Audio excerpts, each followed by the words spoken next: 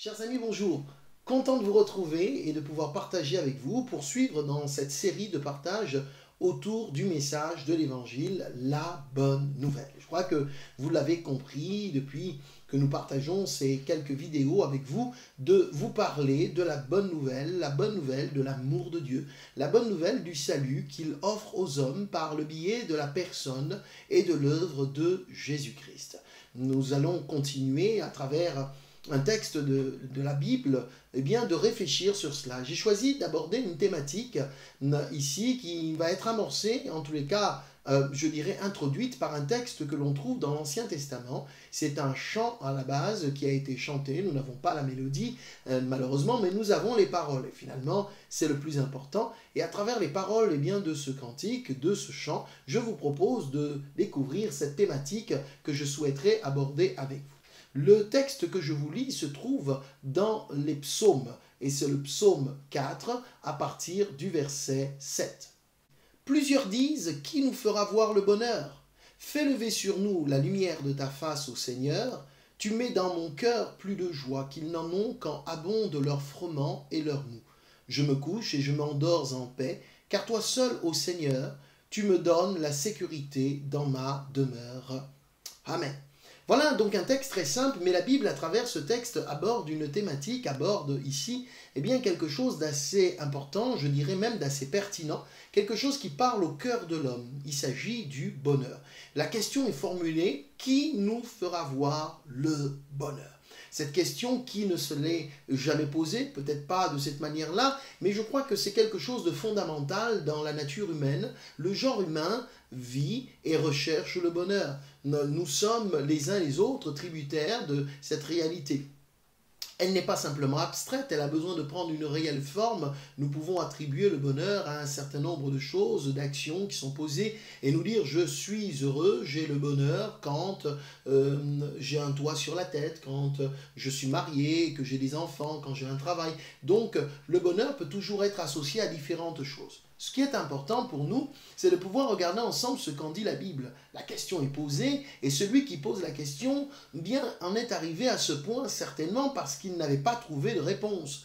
Qui nous fera voir le bonheur? Ça veut dire qu'il se demande, mais ce bonheur, je le cherche, je ne le trouve pas. Le bonheur est chanté, le bonheur est parlé, il est traité, il peut même faire l'objet, voyez-vous, d'un sujet de dissertation pour le bac ou pour autre chose. Bien des livres ont été écrits à ce sujet-là, et je crois que ça continuera toujours. On parle du bonheur, on propose à certains des méthodes, des techniques, des façons de faire pour pouvoir atteindre le bonheur, pour pouvoir, dit-on, vivre heureux. Effectivement, le mot bonheur renvoie à ce qui est bon et à ce qui est heureux. C'est assez trivial, me direz-vous, comme définition, mais j'aime à croire que les choses les plus simples sont les choses qui nous permettent eh bien, de les recevoir le plus simplement possible également. Donc, le bonheur, c'est ce qui est bon et c'est ce qui procure de la joie, ce qui nous permet d'être heureux. Dans ce texte que nous avons lu, il nous est donc posé cette question, pas à nous directement bien sûr, mais vous avez compris que cette question, elle est posée à Dieu. Qui nous fera voir le bonheur? Il pose cette question à Dieu, se tourne vers lui, un petit peu comme une prière. La circonstance peut-être l'impose, les conditions sont là, mais qui nous fera voir le bonheur? Il s'écrit de cette manière-là, cherchons donc une réponse. Peut-être que cette question, vous ne vous la posez plus à cause du fait que sa réalisation peut paraître parfois impossible, voire inaccessible pour certains. D'autres encore vous diront, c'est tellement éloigné de ma vie et de la réalité de ma vie. J'ai appris à apprivoiser mon quotidien et à vivre un petit peu comme les choses se présentent au quotidien, au jour le jour. Cette question si simple a donc un impact fort sur la vie des êtres humains.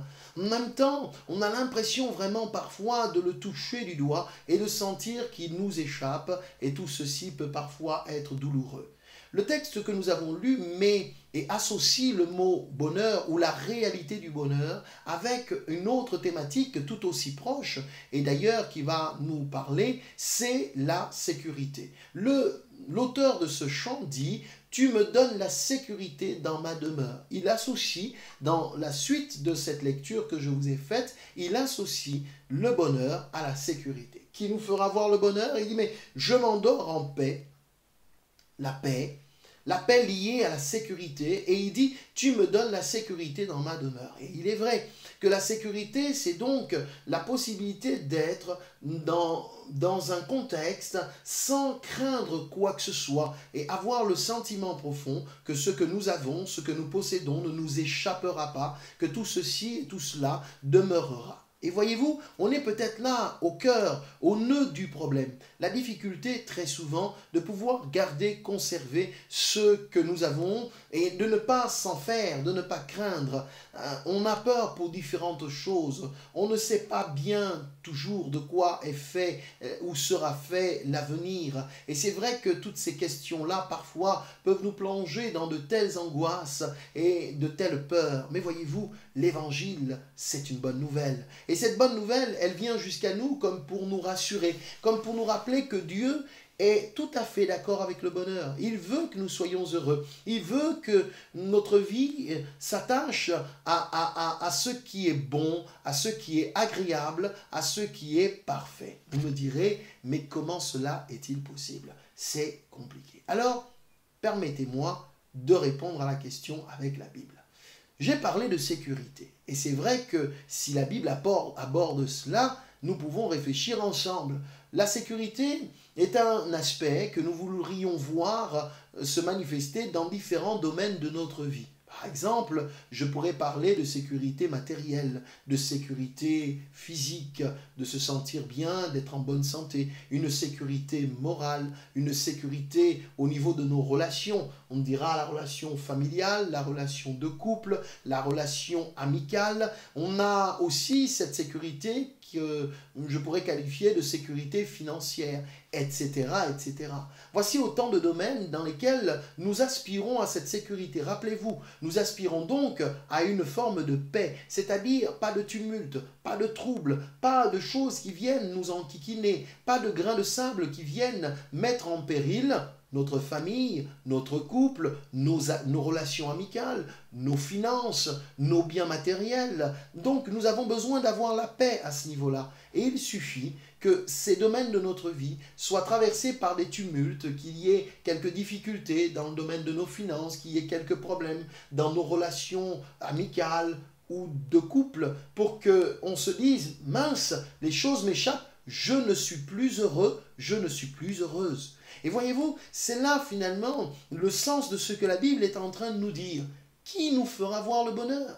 Et c'est vrai que même si nous associons notre bonheur à tout un ensemble de choses ou de personnes, eh bien, il n'en demeure pas moins vrai que la paix, c'est ce qui garantit le bonheur. C'est ce qui nous sécurise, c'est ce qui nous rassure. Chacun donc va associer le bonheur à sa manière et avec quelque chose ou quelqu'un, à une situation par exemple, à un beau mariage, une belle maison, une bonne voiture, des enfants en bonne santé, et ainsi de suite. Mais voyez-vous, nous nous rendons compte très souvent que la vie est faite de telle sorte que nous pouvons traverser des périodes à vide, des périodes plus difficiles que d'autres. Et voyez-vous, la bonne nouvelle de l'Évangile survient au cœur du tumulte. Il survient au moment où on en a le plus besoin. La bonne nouvelle qu'annonce la Bible est pour nous comme un réconfort. Vous savez, c'est comme quelqu'un qui a soif et à qui on vient donner un verre d'eau au moment où il a l'impression de ne plus en pouvoir. Eh bien, c'est cela, la bonne nouvelle que propose l'Évangile dans la personne de Jésus-Christ. C'est la réponse de Dieu à toutes les questions que nous pourrions nous poser, celles peut-être que nous n'oserions pas poser à haute voix à ceux qui nous entourent, mais ces questions existentielles, ces questions profondes qui nous animent et pour lesquelles parfois on met un couvercle en se disant c'est réglé, mais qui demeurent quand même tacites dans le fond, constamment à nous interpeller. Dieu veut notre bonheur. Et pour agir ainsi, il a travaillé, il a mis en place ce qu'il faut afin que nous trouvions le bonheur, afin que nous sachions où se trouve le bonheur. La question c'est, qui nous fera voir le bonheur? Autrement dit, qui nous fera voir ce qui est bon? Qui nous fera voir ce qui est heureux? Qui nous fera voir? Il s'agit de trouver la personne, il s'agit de trouver la circonstance qui pourra nous procurer, nous apporter ce dont nous avons le plus profondément besoin. En fait, on pourrait poser cette question-là différemment, qui nous fera vivre le bonheur, qui nous donnera du bonheur. S'il y a beaucoup de joie à aimer et à être aimé, eh bien l'Évangile nous présente un Dieu qui veut nous aimer, qui souhaite nous communiquer la réalité de cet amour. Et le deuxième texte que je voudrais partager avec vous va fixer cette réalité-là. Il se trouve dans le Nouveau Testament, particulièrement dans un des 4 évangiles du Nouveau Testament, c'est l'évangile selon Matthieu, au chapitre 11, et je vais lire simplement 2 versets, verset 28 et verset 30. Il est dit ceci: « Venez à moi, vous qui êtes fatigués et chargés, et je vous donnerai du repos. Prenez mon joug sur vous et recevez mes instructions, car je suis doux et humble de cœur, et vous trouverez du repos pour vos âmes, car mon joug est doux et mon fardeau léger. » De qui s'agit-il? Qui est-ce qui parle de cette façon-là, en disant « Venez à moi, vous tous qui êtes fatigués et chargés ». Bien sûr, il s'agit de Jésus-Christ. C'est lui qui, dans cette circonstance dont le texte ici nous parle, se présente à la foule et il leur dit « Venez à moi, vous tous qui êtes fatigués et chargés ». Il répond à la question finalement du bonheur. Nous courons après le bonheur, mais très souvent il court beaucoup plus vite que nous. Et on a souvent beaucoup de mal à le rattraper. Et quand on pense qu'on l'a rattrapé, il enclenche sa vitesse et il part encore plus vite que nous. Et on se retrouve un petit peu parfois désœuvré, démuni. Permettez-moi de prendre un petit peu ces images juste pour illustrer la réalité parfois terrible de certaines vies, de certaines existences confrontées à cette forme de réalité. Et la Bible nous dit donc que parfois on peut être fatigué, on peut se sentir accablé, chargé, pour reprendre les termes du texte, sentir qu'il y a des choses lourdes qui pèsent sur notre âme, sur notre vie intérieure. Ça ne se voit pas toujours à l'extérieur. On essaye d'arborer un visage souriant, on essaye, comme dira quelqu'un, de tenir la face, de ne pas faire en sorte que d'autres remarquent ce qui ne va pas. Mais Jésus, quand il parle dans ce texte, près de 2000 ans avant notre temps, s'adresse en réalité à l'humanité. Il s'adresse à toi, mon ami. Et il dit, toi qui es fatigué, toi qui es chargé.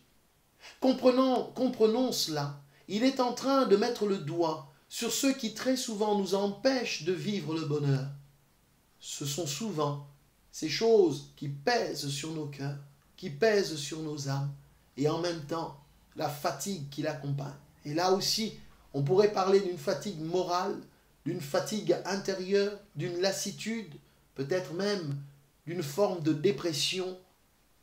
Et on est là, et on ne sait plus où on en est. Alors résonne au milieu de tout ce tumulte, résonne au milieu de toute cette obscurité, au milieu de tous ces nuages qui se sont accumulés, amoncelés au-dessus de notre existence, résonne cette voix du Seigneur Jésus qui dit « Venez à moi ». Venez à moi, c'est une invitation. Le message de l'Évangile nous invite à cela. Christ crie en quelque sorte à tous ceux et celles qui sont fatigués, qui sont lassés, qui se sentent alourdis par toutes sortes de fardeaux. Il leur dit « Venez à moi ». C'est une invitation à le rencontrer. C'est une invitation à se rapprocher de lui. Venez à moi. Il s'agit de décider de sortir de sa torpeur, de son angoisse, de sa souffrance, de sa difficulté, sortir de ce contexte difficile, compliqué dans lequel on est, pour dire « je vais aller vers Jésus ». Bien sûr, vous me direz « mais où se trouve-t-il » Eh bien, j'ai envie de dire, il se trouve exactement à l'endroit où vous êtes. Il se trouve exactement dans le lieu où vous vous tenez. Il se trouve au cœur de votre angoisse, au cœur de votre difficulté, au cœur de votre questionnement, au cœur de vos attentes. Il se trouve là, mais il respecte votre opinion, votre décision de l'inviter ou pas.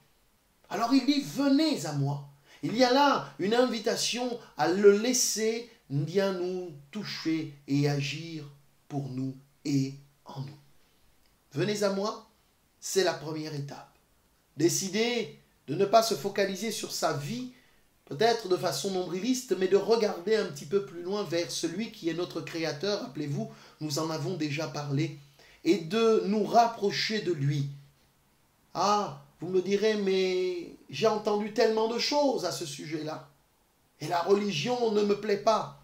Mais je ne vous parle pas d'une religion, je vous parle d'une personne, et cette personne c'est Jésus-Christ. Se décrivant lui-même dans ce texte, il dit « Car je suis doux et humble de cœur ». Voulant en quelque sorte apprivoiser, voulant en quelque sorte, je dirais quelque part, rassurer celui qui peut-être est dans l'hésitation ou dans la crainte, rappelant « Je suis doux et humble de cœur ». Il voudrait en quelque sorte toucher ce qui en nous au plus profond a soif de paix, de sérénité, de calme, de douceur. Je suis doux et humble de cœur. Et il dit, si vous venez à moi, vous trouverez du repos pour vos âmes. La sécurité, la paix, ce sont autant de mots qui se croisent et qui ensemble élargissent notre vision des choses, nous présentant la diversité de ce qu'est l'amour de Dieu, avec ses multiples facettes si évidentes et si merveilleuses. Oui, Dieu ne nous condamne pas, mais il nous invite à une rencontre. Il nous invite à nous approcher de lui. Il nous invite à construire cette relation avec lui. Et je l'ai déjà dit, il peut construire cette relation avec vous de la façon la plus simple qu'il soit. Simplement en lui disant, viens dans ma vie, Jésus. Viens m'aider. Viens me secourir. Je l'ai fait en son temps, cette expérience, et elle a bouleversé ma vie. J'aurai l'occasion, dans une autre vidéo, de vous en parler. J'avais 12 ans quand j'ai fait cette prière, quand j'ai demandé à Dieu et à Jésus de venir dans ma vie. Et je peux vous dire qu'il a fait quelque chose de merveilleux. Ça fait aujourd'hui près de 28 ans que je marche sur ce chemin-là avec lui, et je ne le regrette pas parce qu'aucun jour, à aucun jour, il n'a été absent. C'est une bonne nouvelle, voyez-vous. Qui nous fera voir le bonheur? C'était la question. Eh bien, le bonheur se trouve dans la personne et dans l'œuvre de Jésus-Christ. Bien sûr, vous êtes heureux quand vous voyez vos enfants en bonne santé. Vous êtes heureux d'avoir un toit sur votre tête. Bien sûr, toutes ces choses-là sont une véritable source de bonheur. Je suis moi-même père de famille, heureux de voir mes enfants en bonne santé, heureux d'avoir mon épouse et de la voir à mes côtés, de pouvoir partager avec elle et de vivre la vie de la façon la plus simple et dans le bonheur, bien sûr. Mais le bonheur le plus profond, celui de l'âme, ne repose pas sur les personnes qui nous entourent. Le bonheur qui est celui de l'intérieur repose sur une relation personnelle avec notre Créateur. C'est le sens de la réponse qui peut être apportée dans le texte que nous avons lu tout à l'heure, rappelez-vous. Il commence avec qui nous fera voir le bonheur et il termine en disant « Éternel » ou « Seigneur ». Tu me donnes la sécurité dans ma demeure, je me couche et je m'endors en paix, car toi seul, ô Seigneur, tu es ma sécurité. Il a trouvé donc l'objet de son bonheur dans la personne de son Créateur, et il peut dire, parce que je l'ai trouvé, parce que je l'ai rencontré, désormais je suis heureux.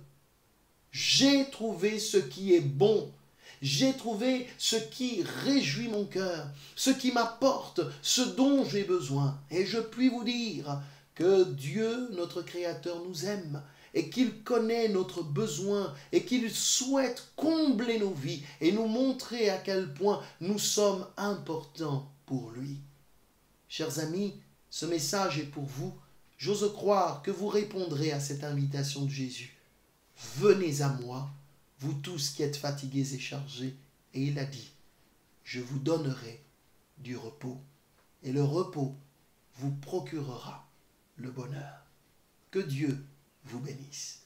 Mon Dieu, merci, parce que tu es celui qui offre le bonheur, qui donne aux hommes, aux femmes, le bonheur dont ils ont besoin. Mais il faut répondre à cette invitation, et je prie pour que ceux qui entendent ce message puissent prendre cette décision simple dans leur cœur, et qu'ils puissent emboîter le pas de tous ceux et celles qui un jour ont fait cette même prière en te disant simplement « Jésus, oui, je veux que tu viennes dans ma vie ». Bénis les amis qui ont entendu ce message, encourage-les et qu'il trouve la réponse à cette question dans ta personne, au nom de Jésus.